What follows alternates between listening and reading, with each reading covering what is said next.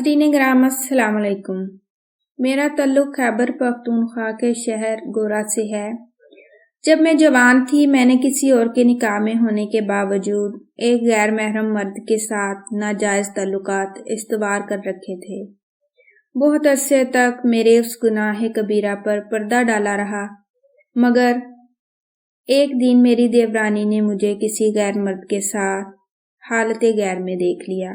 मुझे देवरानी से इस बात का खौफ रहने लगा कि कहीं वो मेरा ये राज अफशा न कर दे, इसलिए मैंने अपनी देवरानी से जान छुड़ाने का मंसूबा बना लिया। मेरा देवर जो कि मस्कत अमान में काम करता था, जब वो घर वापस छुट्टी आया तो मैंने उसको बताया कि उसकी बीवी का किरदार अच्छा नहीं है, और साथ में मैंने अपने उस गैर महरम अशना के जरिए 2 मर्द और तैयार कर लिए जिन्होंने मेरी देवरानी के खिलाफ गवाही दी। यूं इतने लोगों से तस्दीक के बाद मैंने देवर के दिल में जो शक का बीज बोया था, मेरे देवर का वो शक यकीन में बदल गया।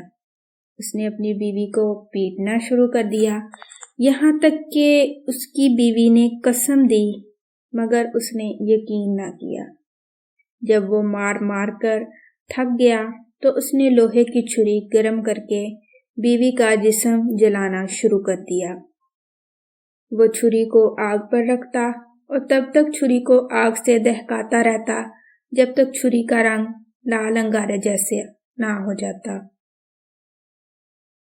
जब पूरी दहक कर आग के अंगारे जैसी हो जाती तो वो बारी बारी जिस्म के मुख्तलिफ हिस्सों को जलाता। सबसे पहले उसने अपनी बीवी की जुबान को छुरी की मदद से जलाकर काट दिया। फिर छुरी अच्छी तरह दहकाने के बाद बीवी की दोनों आंखों में बारी बारी घुसा दी। आंखें छीन लेने के बाद उसने दहकती छुरी से बीवी के मुंह को जला दिया और फिर जिस्म की निचला हिस्सा भी जला दिया। नाजरीन, मुझे आज भी याद है वो गरम छुरी अपनी बीवी के जिस्म पर लगाने से पहले कहता था, अगर इस बार तुम ना सिसकी और हरकत ना की तो तुम्हें छोड़ दूंगा।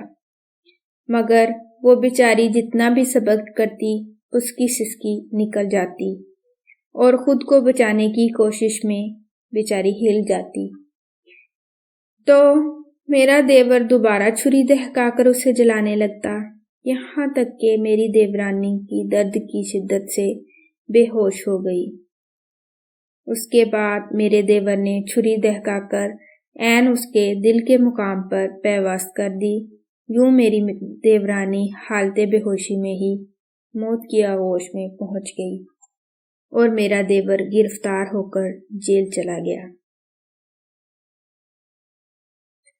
अदालत ने उसे 4 बार सजाए मौत लगाने का हुक्म सुना दिया।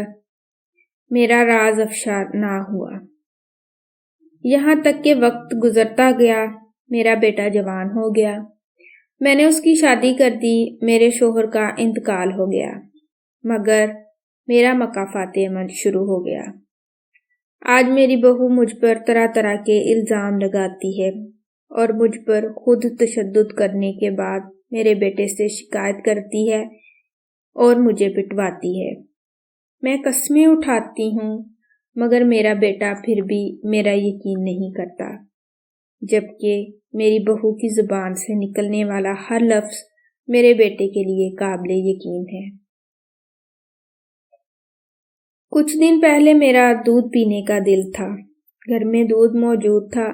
मैं किचन में बैठी दूध पी रही थी कि बहू ने देख लिया। मेरी बहू ने सारा दूध गर्म करके मुझ पर फेंक दिया। मेरा सारा जिस्म झुलस गया। मुझे मेरा हमसाया हस्पताल लेके गया। 3 दिन मैं हस्पताल में रही, मगर मेरे बेटे और मेरी बहू ने मेरी खबर ना ली। जब मैं अस्पताल से फारग हुई तो मेरे हमसाये ने मुझे अपने घर रखा, यहाँ तक कि मैं सेहत याब हो गई। जब सेहत याब हो गई तो अपने घर फिर आ गई, میں بہو سے سہم کر بہت احتیاط سے جی رہی تھی۔ مجھے نہیں یاد کہ بیٹی کی شادی کے بعد میں نے اپنی مرضی کا کب پیٹ بھر کر کھانا کھایا ہو۔ آج مجھے کسی انسان نے اللہ کی راہ میں 1500 روپے دے دیے۔ پتہ نہیں کیسے میری بہو کو ان پیسوں کی خبر ہو گئی۔ میری بہو نے مجھ سے پیسے مانگے تو میں نے دینے سے انکار کر دیا۔ میری بہو نے میرے بیٹے کے آتے ہی شکایت کر دی کہ تمہاری ماں نے آج پھر گندم بیچ دی ہے۔ میری بہو پہلے بھی کئی بار گھر کی اشیاء بیچنے کا الزام لگا کر مجھے میرے بیٹے سے پٹوا چکی ہے۔ آج بھی میرے بیٹے نے سابقہ روش کو برقرار رکھتے ہوئے اپنی بیوی کی بات سننے کے بعد بنا کسی تصدیق کے مجھے تھپڑوں اور ٹھوڈوں سے مارنا شروع کر دیا۔ جب ہاتھ تھک گیا تو چمڑے کا بنا ہوا بیلٹ اٹھا لیا۔ جب اسے یقین ہو گیا کہ میں مر گئی ہوں تب مجھے چھوڑ کر چلا گیا۔ میری ہمسائی کو پتہ لگا کہ میرے بیٹے نے مجھے مارا ہے تو مجھے اٹھا کے ہسپتال لے گئی اور میں مکافات عمل کی چکی سے گزرنے کے لیے ایک بار پھر زندہ بچ گئی۔ میں اپنی کہانی کے ذریعے نصیحت کرنا چاہتی ہوں کہ اللہ کے ہاں دیر ہے اندھیر نہیں، اور مکافات عمل کی چکی چلتی ہے مگر پستی بہت باریک ہے۔